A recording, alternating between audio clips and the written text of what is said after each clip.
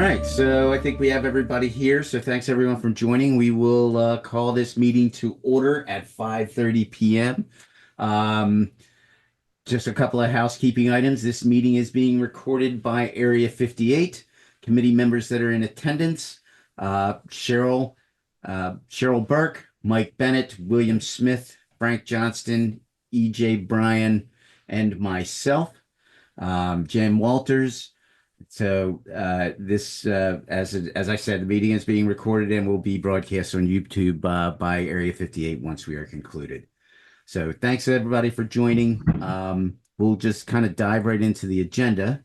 So I think, and one of the things we wanted to start off this year with was just chatting with our school team about the budget for next year and the budget and how the budget is going this year. So we certainly do appreciate everybody jumping on this early on. I know it's not something that has been a normal practice from a school perspective to start talking next year's budget already, but I think with kind of where we're at and where we ended up, it's probably good to start having these conversations now.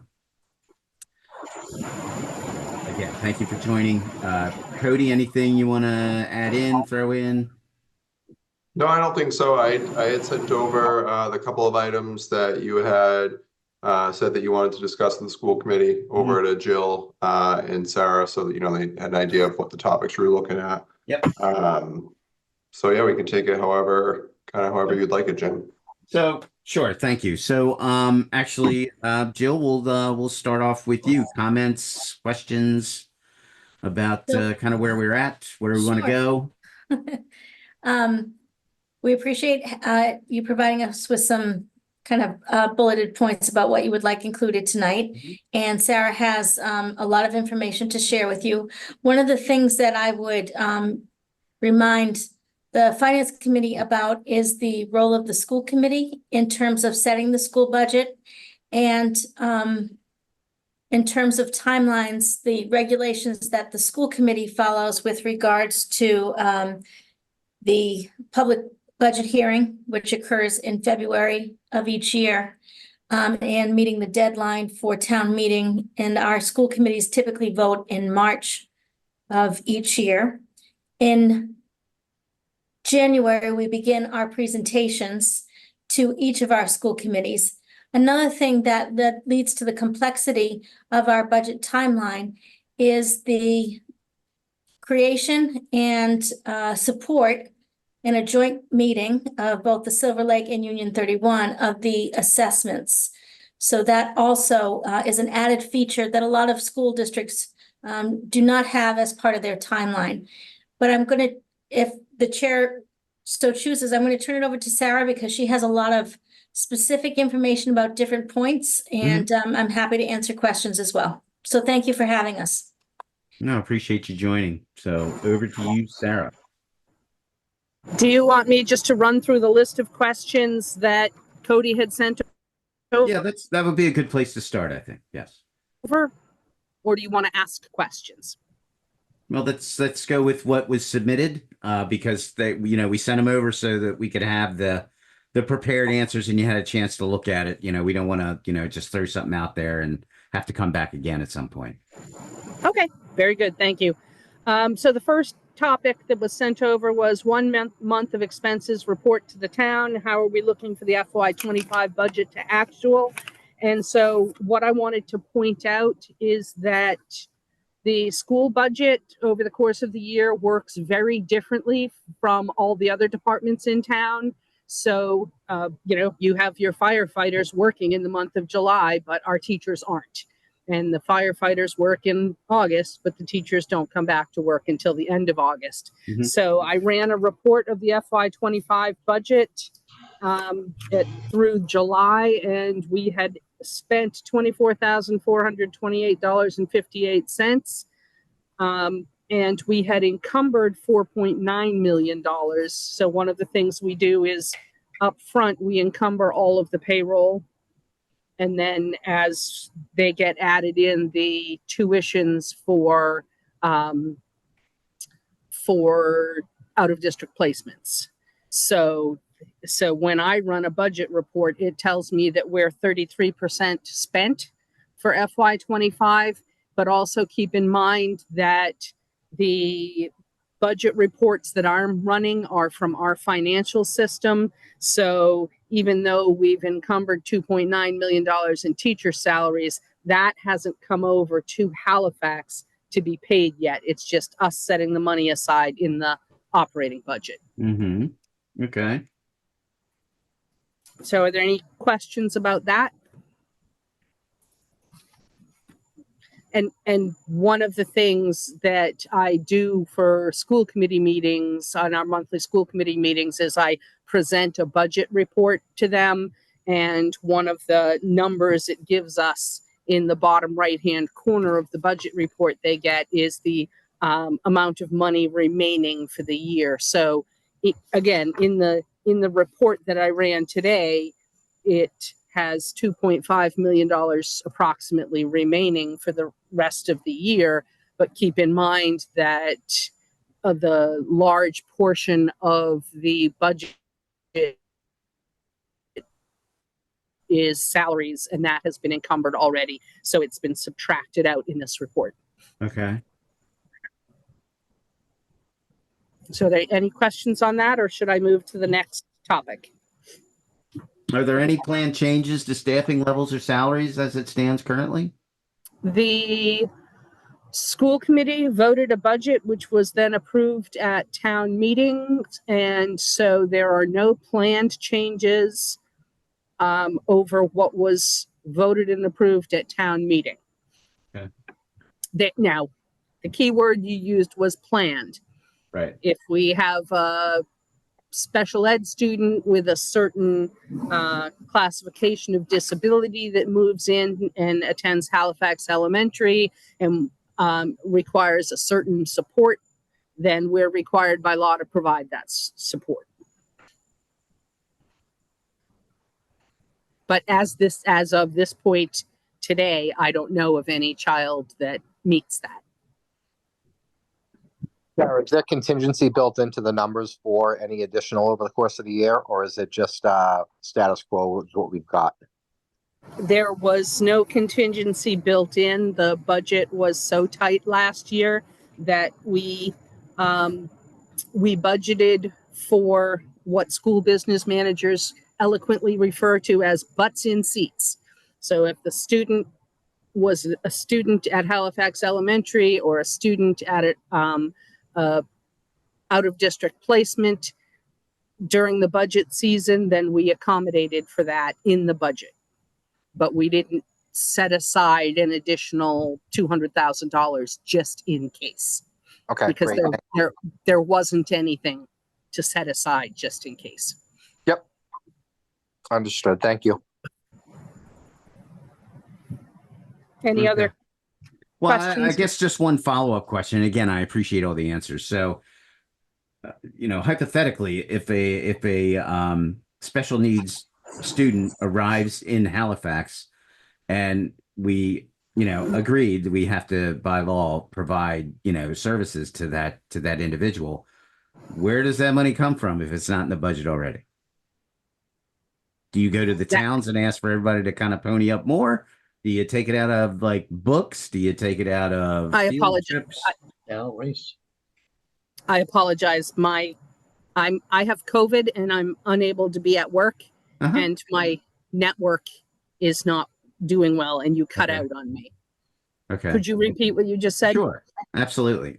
So the question was, if there's no contingency line item for these types of, incoming or potentially incoming students, if one does arrive in Halifax and, agreed, we need to provide the services, where does the funding come from if it's not already in the budget?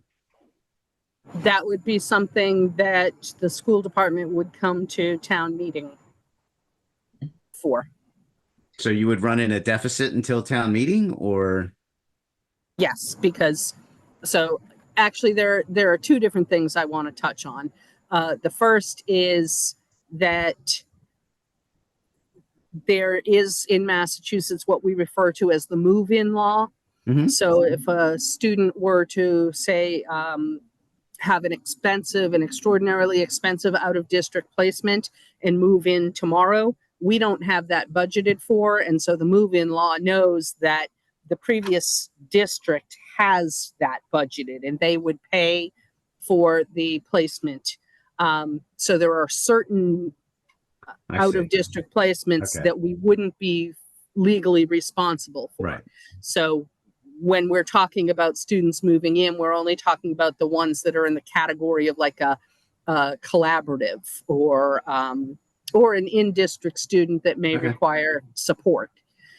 So that was the first thing I wanted to touch on. The second thing is this is something that as soon as we know about it, we would bring to Cody. This isn't something that the first time the conversation with the town would be in March to put a warrant on town meeting. Mm-hmm. So this is something we would, in the event that if something like this were to happen, we would communicate about it. Right. But in the interim, the previous school would fund the tuition fees, right? For certain types of placements. Okay. Okay. That's all. Thank you for the answer. I appreciate it. So if there's no other questions, I want to go on to the second topic that was sent. It's the status of the bus contract. Mm-hmm. So I need to share with you that we are currently in year 5 of a 5-year contract. There is an option for year 6 and an option for year 7. The option for year 6 is a 4.5% increase over year 5. The option for year 7 is a 4.5% increase over year 6. That is considered a very low percent increase in the world of bus contracts. So the conversations that have been surrounding bus contracts that have been agreed upon in the last year or so is 7, 8, 9, sometimes double-digit percent increases year over year. One of the peculiarities in Massachusetts is when we go out to bid for a contract, you're not getting 6, 7, 8, 9 vendors coming in and saying, I want to do the transportation for this district. When I go to my professional organization, the Mass Association of School Business Officials, one of the things that we talk about at the table is, you know, how many bids did you get? And generally, you only get one bid. When I was in Middleborough 3 years ago, we went out to bid and received 2 bids. It was an anomaly. So keeping in mind that I wouldn't expect there to be 2, 3, 4 competing bids for this contract, and the fact that we have an option for only a 4.5% increase, at this point, I would recommend to the Joint School Committee that we exercise our option, our year 6 option with first student. What's the total value of that contract? $2,967,000. Is that just for Halifax Elementary or all the schools? So interestingly enough, even though we're not a fully regionalized school district, the bus contract is bid out as a group, as if we were a fully regionalized school district. So that is the total cost of all buses to all 4 entities. Now, does every town put in a specific amount? I mean, Halifax doesn't have as many students as Kingston. So it's not broken up by number of students, it's number of buses. So, for example, Halifax chose to reduce the number of buses by 2 in order to save money in the FY25 budget. And so we're just paying for two less buses. If Halifax were to add 2 buses, we would add the cost of 2 buses. Miss Sarah, does the bus current contractor with the 2 options have the right to opt out and not take the option?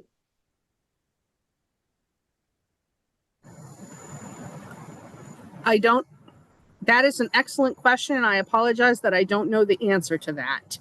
So I will have to go back and read the bid language. I don't believe they do. Even if they did, it wouldn't be wise for them to, they're not going to pick up 31 buses and bring them halfway across the state to go to another district when they have a relationship with us and a potential contract. Yeah, but I look at it like they opt out and then you have to go out to bid and then they rebid at a higher rate. Right. Um, Because I'm sure the So- option is not a one-way option. I'm sure it's a two-way option. Right? Typically, option years are based on number Yeah. of days in advance notification. Right. So that So was are we saying that the school is going to ask the school committees to just accept the new rate and not go out to bid? That's what we're saying here? So one of my professional colleagues, who is the school business manager in Old Rochester Regional School District, is kind of the guru on bus contracts. He actually runs seminars at the National Association for School Business Managers at the annual conferences. And when he went out to bid with the contract for Old Rochester Regional, which is set up exactly like us, not fully regionalized, 3 towns in a regional middle school and high school, he saw double-digit increases. So I would, at this point, recommend not going out to bid and going with the 4.5% increase. And that would be my recommendation to the school committee. Sarah, when do they need to have, if they do want to exercise their right on the option, when do they have to notify for that? I don't know the exact date for that, but I was planning on having that conversation with them in January. Okay. Jim, Jill has her hand up. No, I'm sorry. Dr. Perlow? So I would just say that I do think we have to look back at the language of the contract. I believe that when Christine first presented it, it was an opt-out for the school district, that it wasn't necessarily the bus company in that particular language, but we will double check the language. It was presented as if it was the school district's decision whether or not they wanted to continue for year 6 and year 7.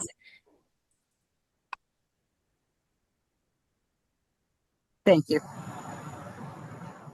Is there consideration to have some conversations with that provider in regards to the extensions, whereas maybe the school district would opt into both years if they're willing to negotiate the year-over-year increase?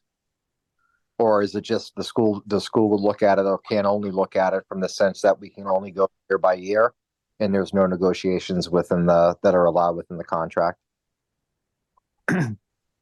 My understanding of the way the bid process works is we went out to bid and the option years are built in to the bid.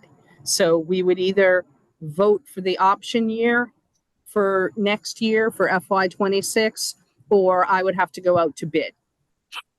Even if it's looked at from a savings perspective, I would understand that from an increase standpoint if the services were going to be charged more, but if the overall fees to us are coming down, wouldn't that not fit it to within that category where it can't be entertained?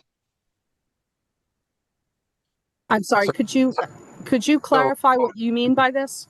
Yeah, so I know at my place of employment, there's been circumstances where a contract has been up for extension and there were multi-year options on that extension, and there were conversations that were had that sort of renegotiated that extension year over year, where we said, okay, we'll do the full 2 years right now if instead of doing 2 and 4%, you do 2 and 3 or something to that effect. So we are required by law, by Mass General Law 30B, to go out to bid for a transportation contract. Yep. So I believe I understand what you're saying is, can we have a conversation with First Student about those 2 option years? Yeah. And I would have to talk to the Office of the Inspector General to see if that's allowable. Okay. Yeah, it would be a dialogue more as like in other words, we're not saying we're not going to do the extension unless this happens. We're saying, are you willing to sit at the table again and renegotiate their numbers because of where we are from a budget standpoint? And a lot of times relationship alone will allow that to happen.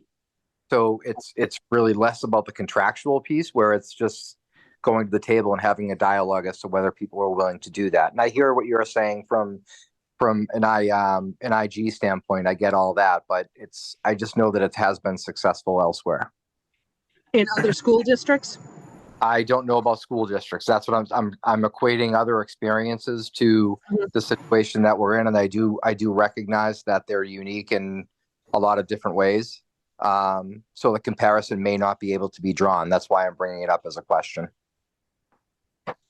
I would have to reach out to the Office of the Inspector. Well, first of all, I have to go back and reread the bid documents to see if there's any particular language in there that would allow or not allow that. And then I would have to talk to the Office of the Inspector General's attorney of the day about how to approach something such as that.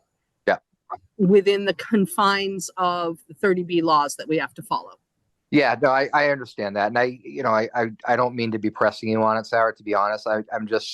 I'm thinking about where we are from a fiscal standpoint, and any opportunity for savings is just coming front of mind. That's all. So I don't want you to think I'm grilling you right now for information.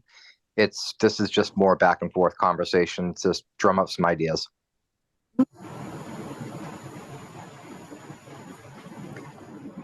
So are there any other questions about that part of?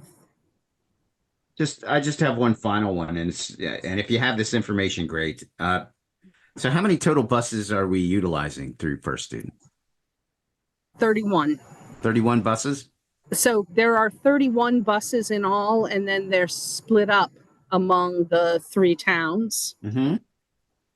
And it's $2.9 million for the total contract, right? For this year, it's $2.8 million.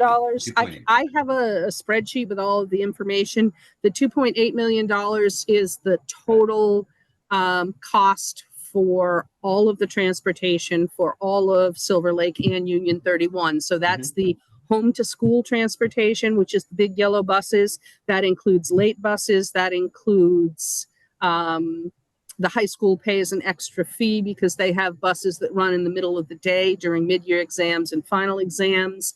There is a late bus for the middle school and the high school, so the students can stay for extra help after school. So that I don't want you to think it's $2.9 million divided by 31 buses, because there's a lot of different pieces built into it. But it's 31 buses. I am fairly certain, yes. Okay. Sarah, does that include athletics too? Yes, that includes the athletic buses. Athletics, field trips, all the stuff that a bus would be utilized for. Yes. Okay.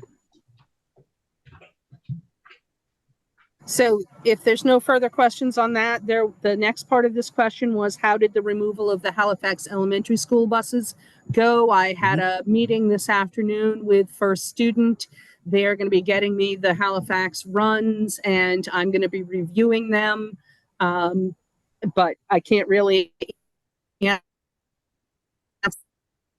the question of how did it go, because we actually haven't sent the buses out and done the first 2 weeks of school yet, where the first 2 weeks of school are always, there are always adjustments. Sure. So I'm going to be getting the bus stops this week from First Student. I have another meeting scheduled with them on Friday to go over anything, but I was very specific in what I asked. I wanted the turn-by-turn directions and all the stops for Halifax. I wanted the list of students at each bus stop. They're sending me a map of the town with all the routes in different colors on it, and then separate maps for each individual route. And once and I don't know if you all know, but I'm sitting here in Halifax right now as we speak. So I live here in town. I'm familiar with the roads.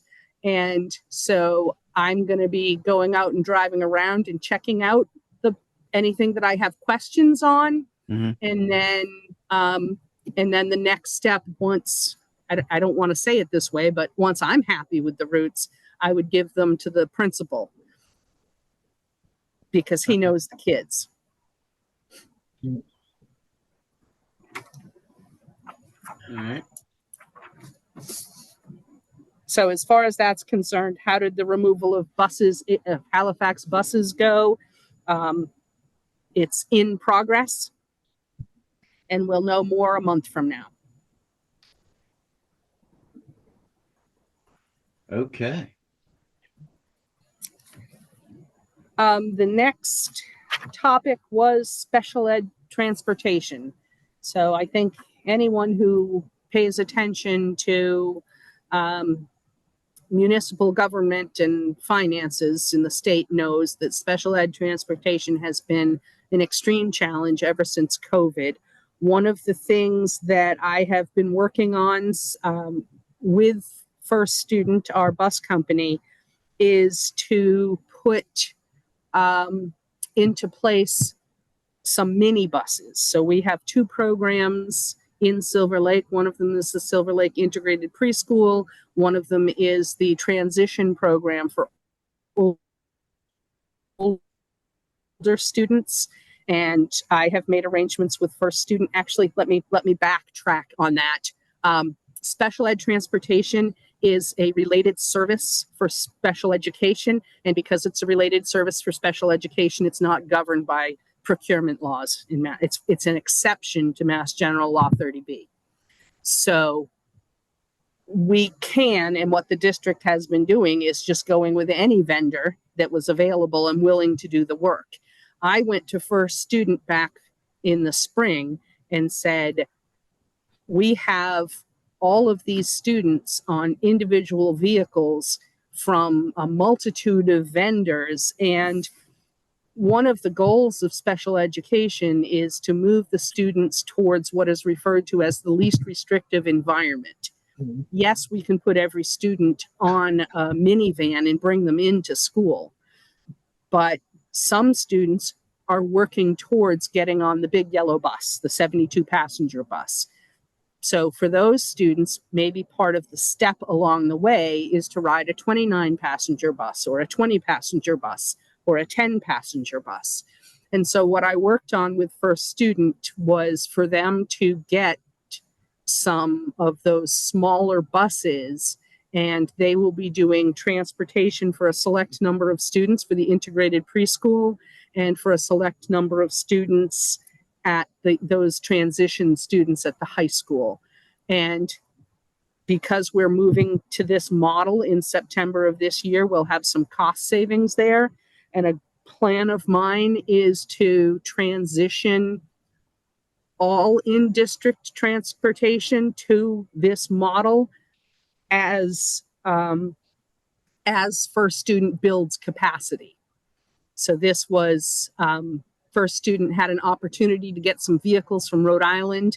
I asked them about them. They got the vehicles. The vehicles are being retrofitted to meet Massachusetts standards for school buses, and will be going out to pick up students with 4 of the smaller buses this coming September.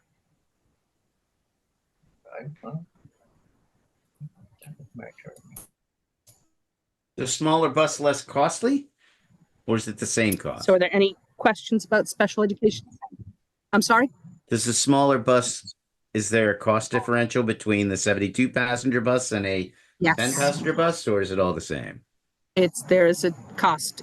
So there's a cost savings over the 72 passenger bus, and there's a cost savings over how as you drive around town, you might see vehicles, Purple Lady Transport, or, you'll drive all over the South Shore during the day and you'll see all sorts of minivans with a logo on the side and a school bus. Right. light system on the roof. So those companies will are willing to do work. And right now, what I'm trying to do is have routes where the students that can ride the minibus picked up at their home and brought to school, just like all the other students get picked up in the big yellow bus and brought to school. So it would save us money on special education, transportation.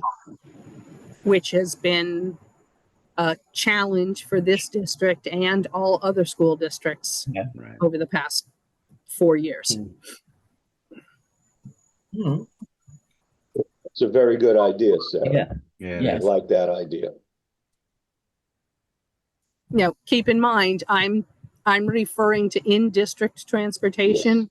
Yes. So that would be students in Halifax going to the Mhm. preschool or to the Pathways program. And my hope is to build this relationship and have a similar transportation for students that are going to Halifax Elementary School.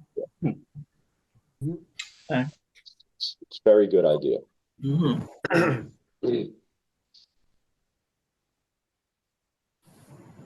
Are there other questions on special ed transportation? No. So the last thing on the list that we were given was a general timeline for the FY26 budget. I want you to know that I have an 8-hour training session with our software company that does for our financial system. I have an 8-hour training on position budgeting on Wednesday. So that means I'm starting the budget process on Wednesday.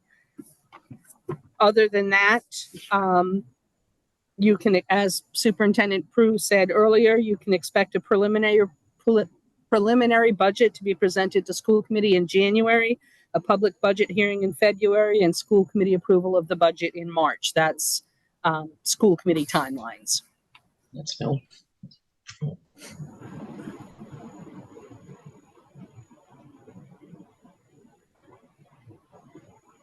Sarah and Dr. Prue, has there been any discussion with the school committees and particularly Halifax? I'm more than happy to attend a meeting, but we're looking at a very, very, very challenging FY26. Without projections from the schools, it can be challenging, but just looking at it from a current year budget, anticipated Silver Lake budget, right? You guys use 750,000, I think it was, of E&D. While some of that will be made up with the circuit breaker funds, we're also going to lose that, right, from the elementary school. So we're going to see a hit there.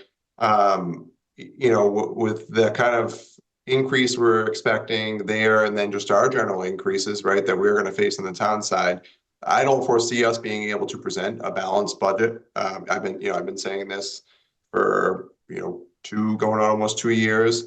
So has there been discussion with the school committee on maybe just some projections a little bit earlier? I know, final budget, I recognize that timeline, and I know it can be challenging with, the state aid figures not coming out. But my concern is we may get into a situation like we did right this past fiscal year.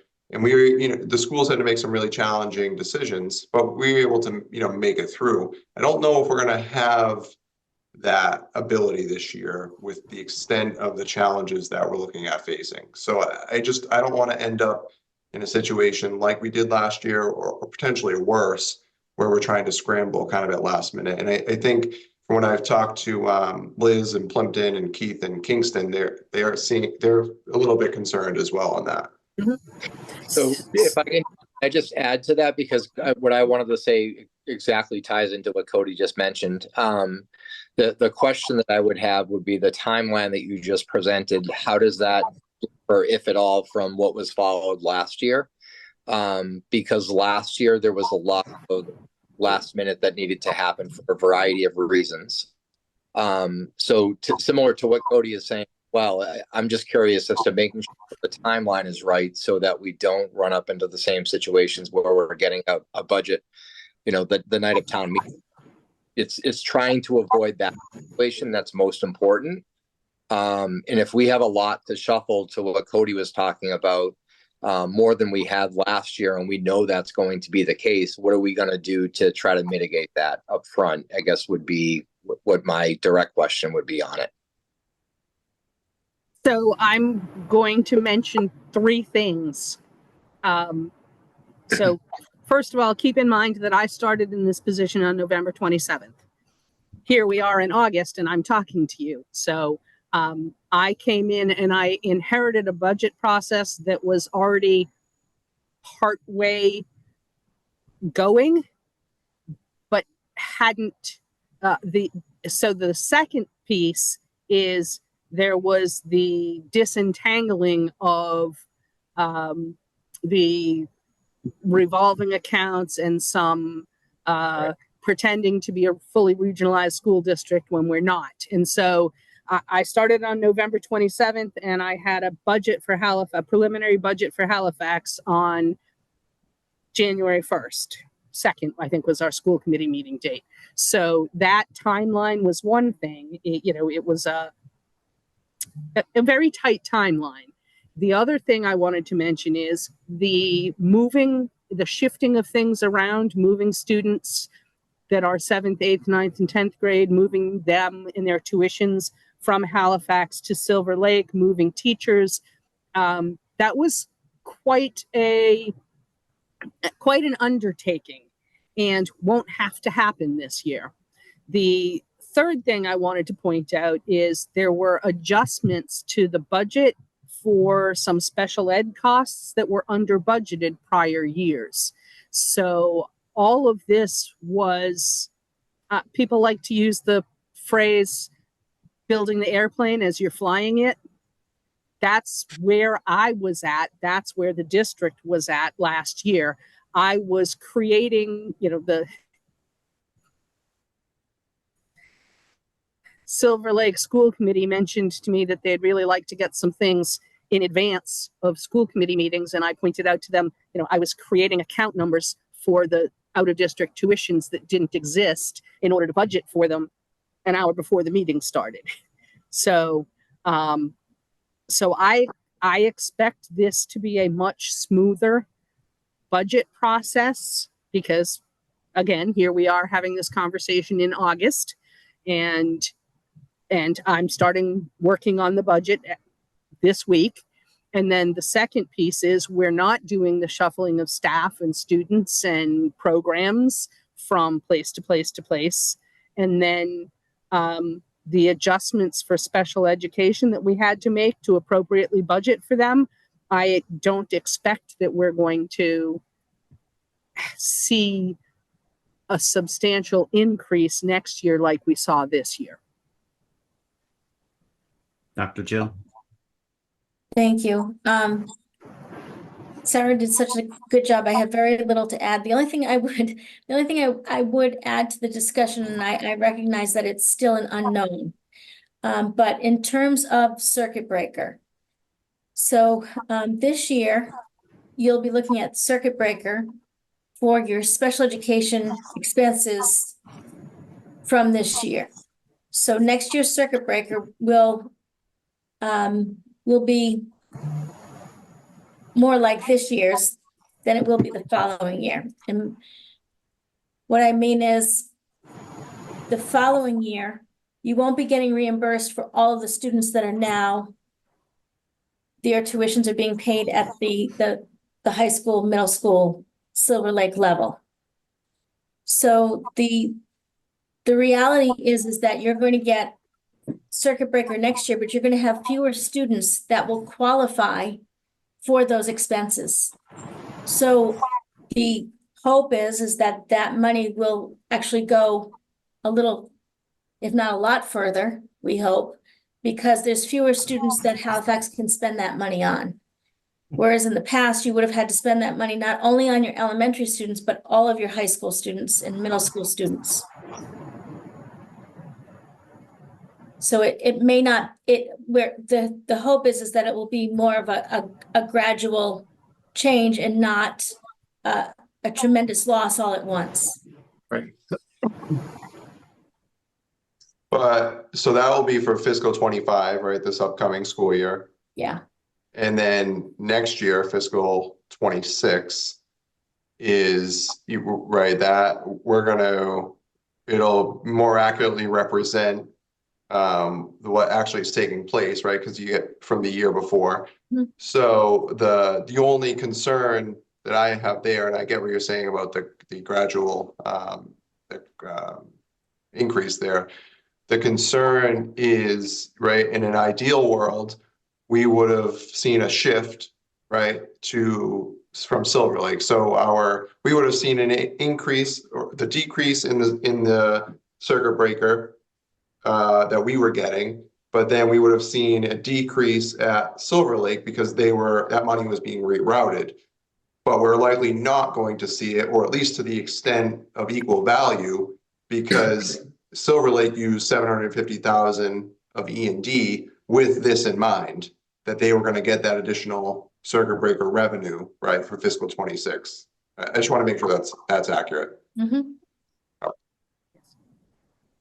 Yes, So it helps, it certainly will help us this year because the cost for us shouldn't be as high because a lot of those students are being absorbed by the regional level. And then next year it'll kind of hit us because that money will be going to Silver Lake. But we won't see a decrease because Silver Lake has kind of already accounted for that. You will have a decrease in your assessment. No? Well, will we? So if there's $500,000 in circuit breaker to pay tuition, we wouldn't budget $500,000 and have circuit breaker money sitting there. But you've already accounted for basically 750,000, right, of that for next year, because you're not going to use E&D again for FY 26. I mean, for the following year. Okay, yeah. So in FY 25, Silver Lake is paying for, so Halifax had 19 out-of-district students, of which 14 of them are transitioning to Silver Lake. Mhm. So Silver Lake is paying the complete amount for those, and then will receive reimbursement in FY 26 for those students. And I believe my understanding of the conversation the school committee had was the E&D would offset the 1 year where there was no circuit breaker, and then we would use circuit breaker to offset future years. Mhm. Because that's the purpose of circuit breaker. Yeah, absolutely.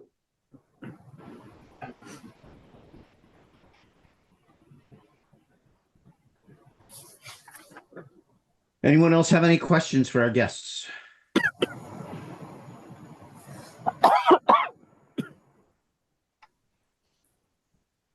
Jim, I just a comment before we separate.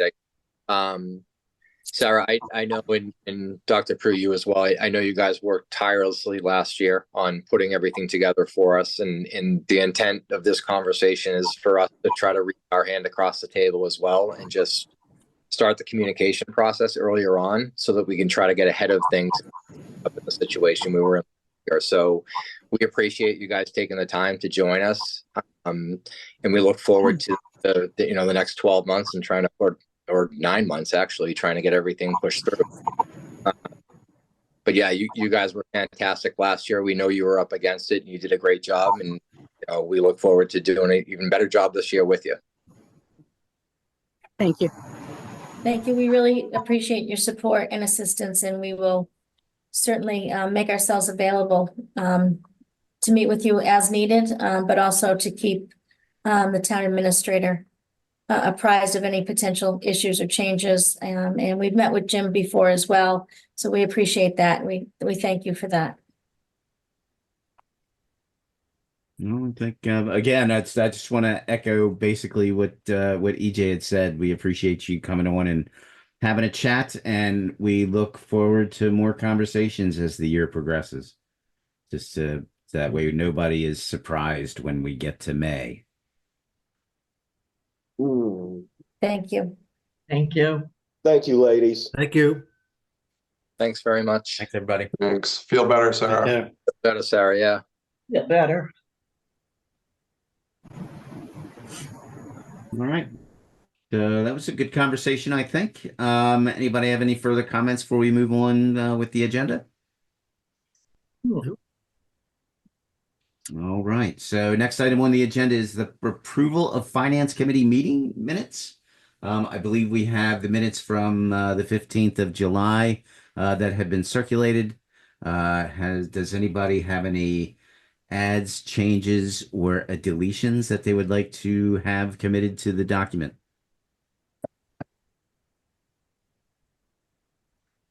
Okay, hearing none, can I have a motion to approve the minutes from July 15th? So moved. Second, Thank you. Roll call vote. Cheryl? yes. Mike Bennett? Yeah, yes. Mr. Smith?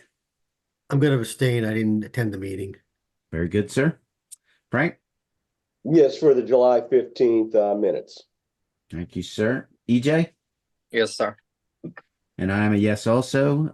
So the motion passes 6 with 1 abstention.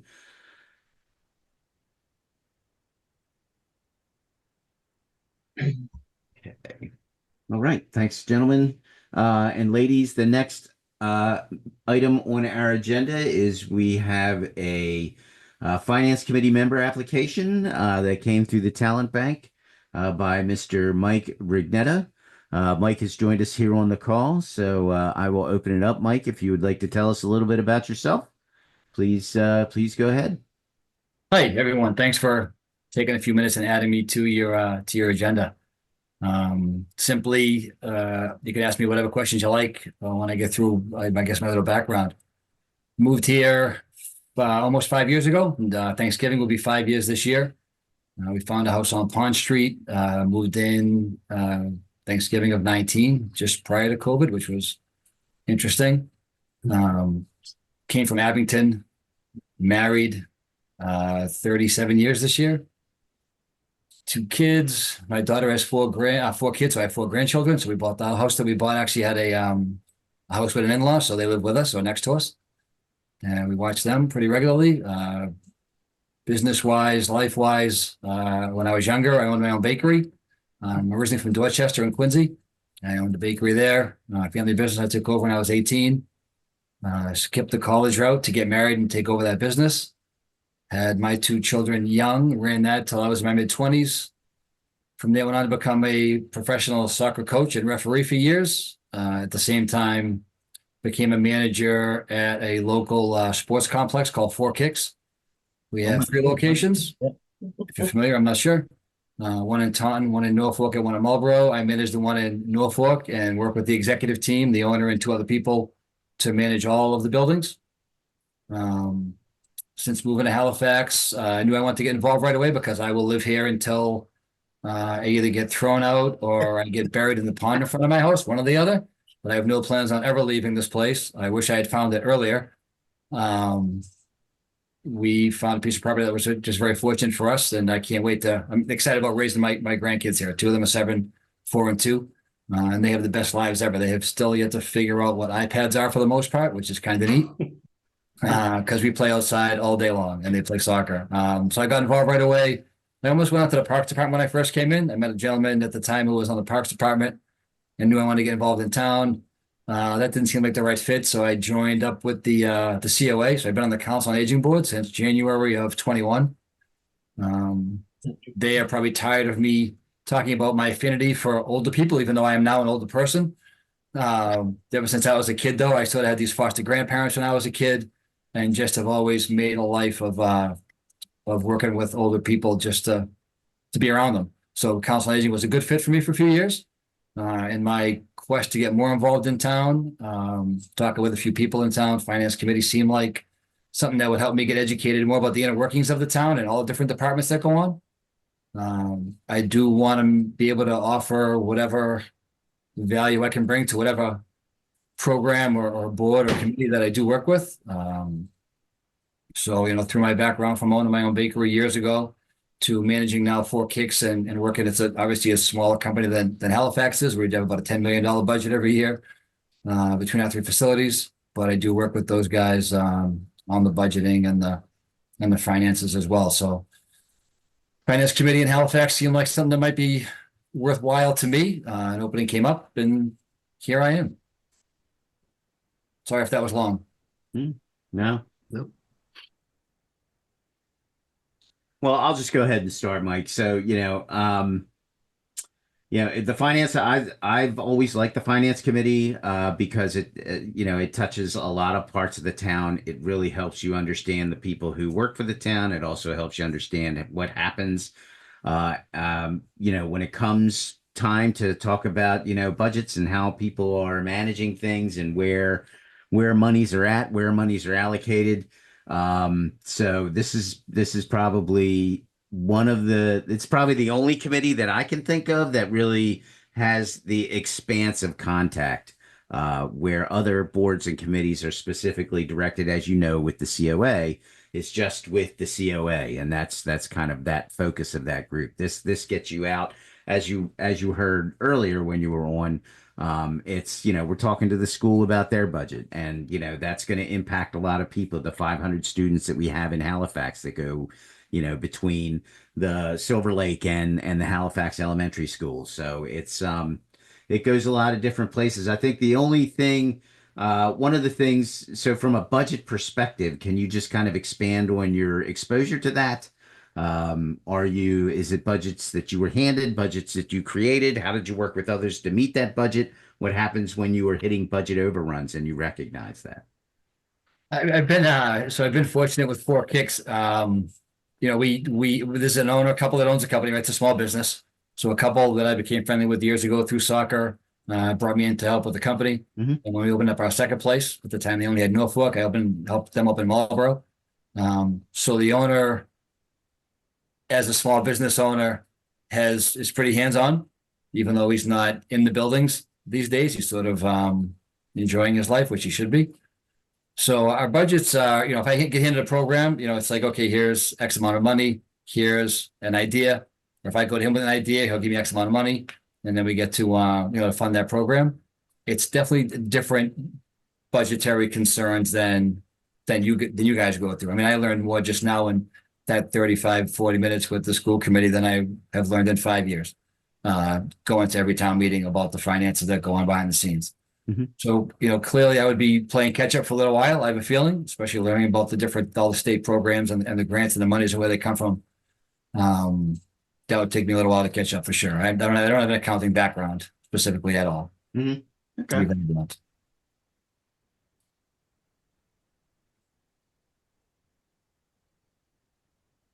Anybody else have any questions for Mr. Rignetta? Frank?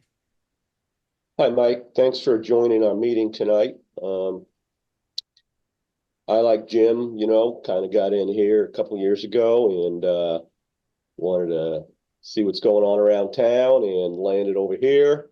And it's been a good place to work as a volunteer. You work with many different departments and department heads, managers, and you get a very good understanding of each department's wants, needs, issues, personalities, budgets. And, it takes a little bit of time. You got to put your time in, and that's a big question that I have for you, since you're working a couple of different things here. Do you have time to do these meetings? Most of our meetings are Zoom meetings. Occasionally we have to have joint meetings with the Board of Selectmen, in-person meetings. Mm-hmm. But most of them are Zoom type meetings, which were afforded that luxury by the state, which is nice. My question to you is, do you have the time to commit to that for the next 3 years? I do. So my schedule is changing a bit. I have retired from coaching soccer for the most part. I am now only coaching my 7-year-old grandsons in town in Halifax soccer. I'm actually on that, sort of on that board as well, but it's a very minimal role as an age group coordinator. So I only coach them in town right now. I've given up refereeing years ago, retired as a professional referee. My work at Four Kicks is full-time and demanding at times. My schedule and what I'm gonna say, my need to be there in person will be changing later on this year. I'm gonna be adjusting my schedule to even more flexibility. You know, right now I watch my grandkids at home, so they don't have to go to daycare. So I work my schedule at 4 Kicks around watching them. At the same time, 3 of them will be in school this fall, which makes my time free up even more. And then with my freeing up my time as of December 31st at 4 Kicks, I'll be on, I would say less than a full-time in-office job. And even my work at 4 Kicks, my schedule is a bit different than most schedules. I'm in there some mornings, some evenings, some afternoons, some weekends. It's kind of all over the place based on my needs of my personal life, which is why I work there, to be honest. I love what I do, but the flexibility that's given me to do other things in life and other pursuits has been a big plus about my work with 4 Kicks. Understood, yeah, because typically we meet on Monday nights at Yep. 6 p.m. for Zooms. Now we're going into budget season, so we'll be a little bit busier with the meetings, a little longer. And then our meetings typically with the Board of Selectmen are on Tuesday in persons at 5:30, 6 o'clock at night. Yeah. And then we have town meetings we have to attend. And that can be a little long at times. They could be really long at times. So I could tell you this, that I've never, and I've lived in Dorchester, Quincy. Yeah, my wife bounced around the South Shore a little bit, Abington, and she's from Rockland. We raised our 2 kids in Rockland. They went to Rockland schools. I've never, ever in my life been to a town meeting until I moved here, and I have not missed one since the day I got here. So, and this board, specifically being at those meetings, has been, I'm not going to say fun to watch, but certainly entertaining at times and interesting, given the town meetings. Yes, it's been fun. Yes, and that's a whole nother element that you have to adjust to and not take it personal. And so really that's all I have. Sounds like you've got a little bit of skin in the game with your budgeting stuff where you work on probably profit and loss and operating budgets. Yep. Which here it's mostly all operating budgets, which took me a little bit to get used to just managing an operating budget versus a P&L statement. But it kind of is operating a P&L statement at the same time. So as Cody stated, we're going into a tough year, tough couple of years coming up for Halifax.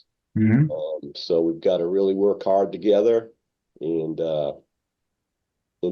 get everybody through this, So thanks for taking the time with me. I appreciate it, Mike. No, my pleasure. If I thought this would be easy, I wouldn't be here. If this was easy, there'd be 15 guys here next to me vying for this volunteer role along with you guys. So no, I love the challenge. Thanks. Thank you. I would just, Mike, thanks for reaching out to jump on board. It seems like you've got a lot of passion around being involved with what goes on in the community, and that's what this group needs, is people that are interested, that want us to remain active and supportive of what needs to happen. So I appreciate you taking the time to join us. I'll tell you, as the newbie, I just joined this end of last year. I think it might have been January actually that I jumped on board, and the team is fantastic. They have been extremely supportive. Cody has been great. Siege has been great across the board. So as far as like having to learn and catch up and all that, I can tell you that they'll do whatever they can to help you along the way, as will I now as well, if everything moves forward here. But thank you, and hopefully working with you soon. Yeah, no, thanks. I appreciate that. I mean, the people that I've talked to in town, and including some of the selectmen along the way, just about what I should do next in town and how I can be more involved. Everybody that I've talked to could not speak more highly of your group as a group, and how well you guys work together, which piqued my interest even more, right? I like to be part of something bigger and contribute to whatever extent I can contribute. But when you get a group of people that are looking to make something bigger than themselves better, that's a fun process for me. Agreed.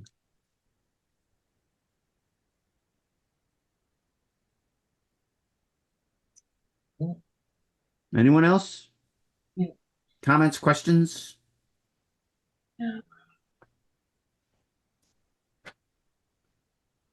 Okay. So, Cody, help me out with this. Do we vote now? Do we vote later? Or what do we want to do here?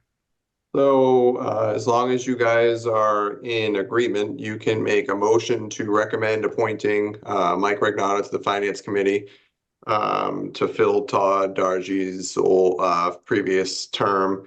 Mike, I believe, is out of town or unavailable to attend the selectman meeting tomorrow. So we will look to have him on the, next meeting, as long as you guys vote to recommend him. Okay. All right. Thank you, Cody. Appreciate that. Mike, you go by Mike or Michael? Either one is fine. Growing up, I was Michael. At work, I'm Mike. So yeah, I'm fine with you. But I appreciate you asking, though. Thank you. Well, we got Michael Bennett on here, so And you're Mike. You go by Michael. I go by Mike mostly. Mike mostly. Okay, then I'm happy to go by Michael on the board if that helps with if I end up being put on, that would help distinguish us. I'm fine with that either one. Okay.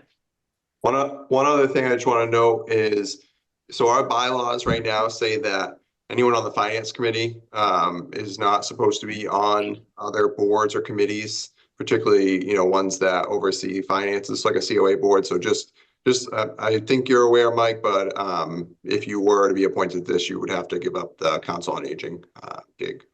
I am, it's a bit bittersweet for me with all that's going on with the COA right now and the new, the new building coming up hopefully in the years and the pickleball courts. We do a lot of pickleball at Fort Kick, so that's kind of exciting. But again, this is helping on hopefully a higher level in town, and obviously still involved with the COA on a personal level with all the people that are there, and I'll keep my hand in that from just a towny perspective going forward if this works out the right way. Yeah, but yeah, Right. I would have to resign. So Jim, I'll make a motion to appoint Michael Regnata to the Finance Committee. Effective, are we going effective when, Cody?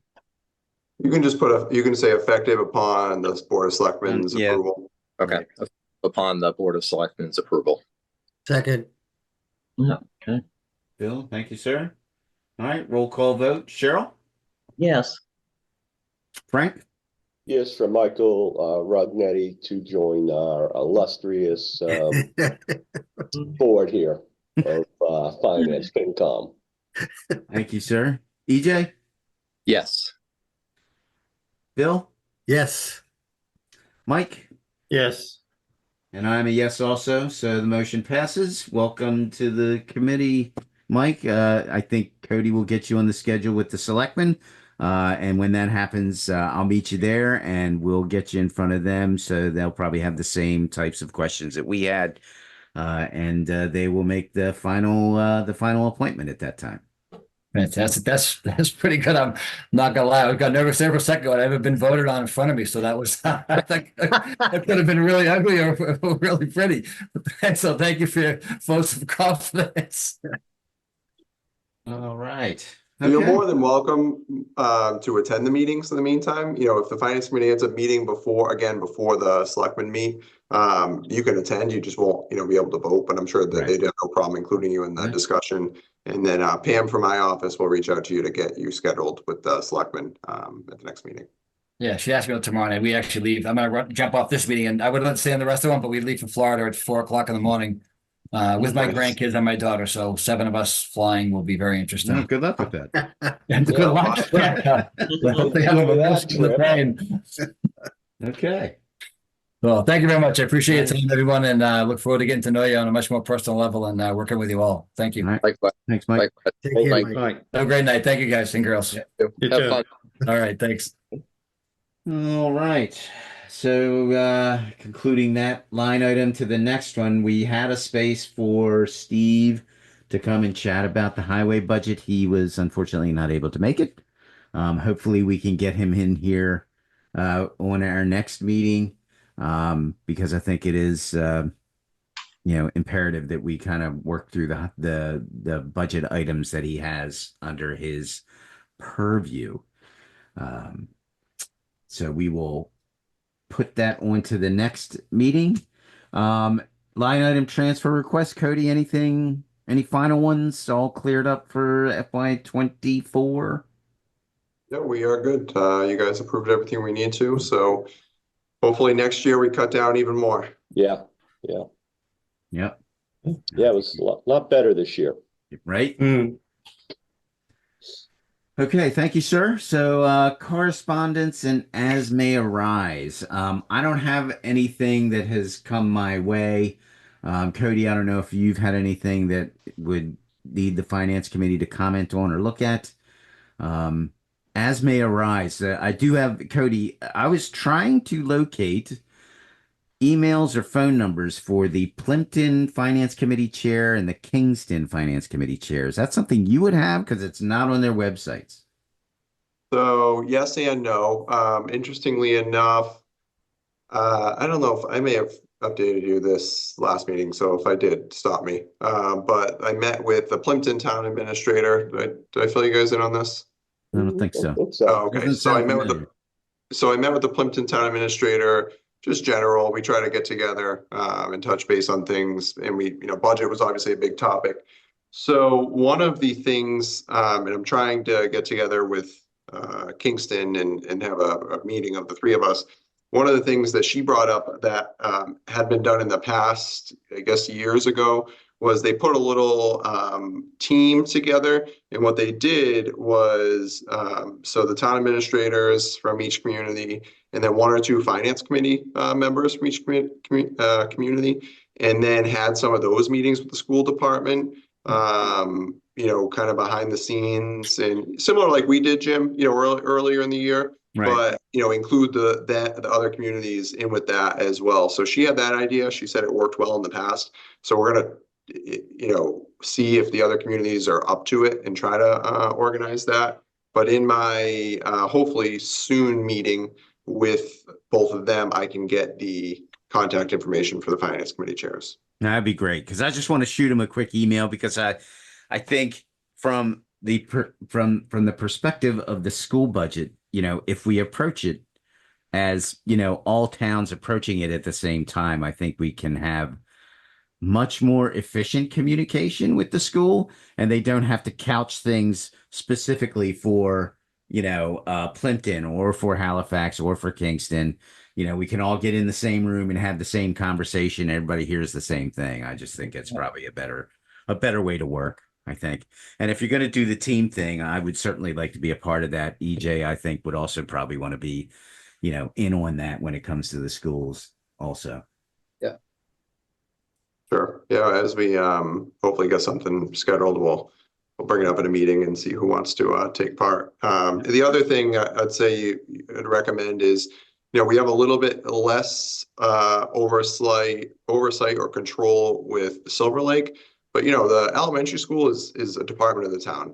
That's all the elementary school is. I mean, they have a school committee, but they are a department of the town. So you may want to consider even maybe September or October, having a joint meeting with the whole school committee. I mean, the admin's great, and you see Jill and Sarah, diligently always working on it. But sometimes the things that they are presenting to the school committee, the school committee may vote one way or the other. So having a joint meeting with them may not be a bad idea, because the elementary school makes up a large portion of our budget as well. So Right. And just kind of lay out some groundwork too.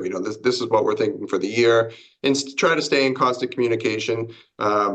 Whoever is the school, maybe an idea would be to have a specific liaison for the elementary school this year for finance committee, and then have a specific Silver Lake liaison. And then maybe we could ask the elementary school committee to do the same, right? Maybe they have a finance committee liaison on their school committee. And so between everybody trying to communicate and work together, hopefully we're able to better collaborate. No, it sounds like a great idea. Great, yeah. All right. Thank you, sir. Appreciate the feedback and input on that. So that closes out that line item. Next one we have is public participation. I don't see anyone else on the call here other than the committee members.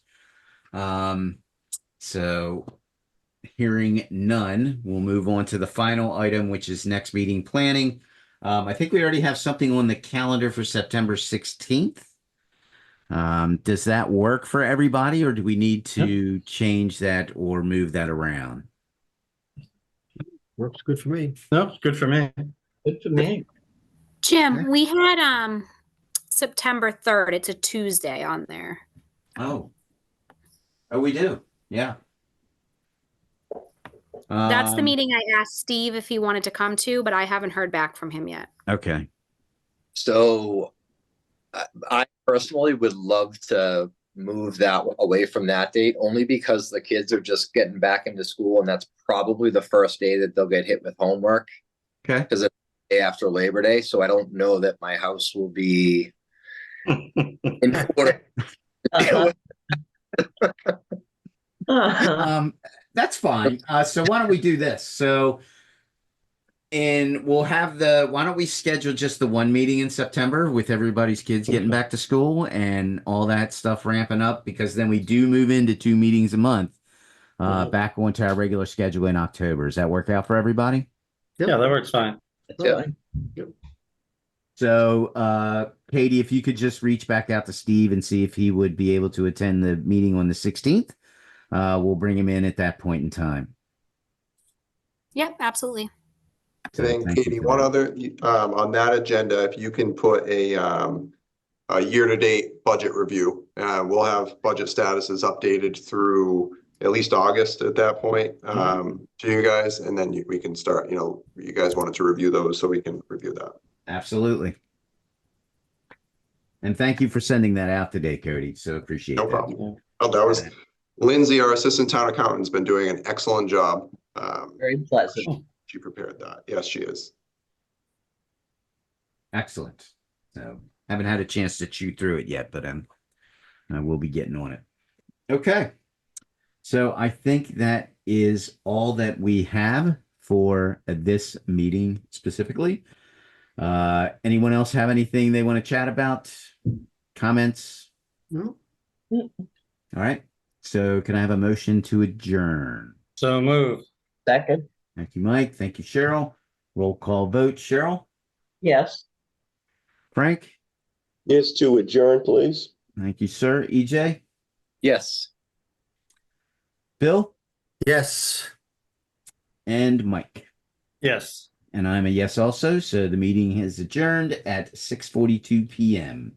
So thank you all for joining, and we'll talk on the 16th. Enjoy the rest of your All right. summer. Good night, everybody. Thank you, you guys Right. too. Take care. Thanks, everyone. Thanks, everybody. Yep.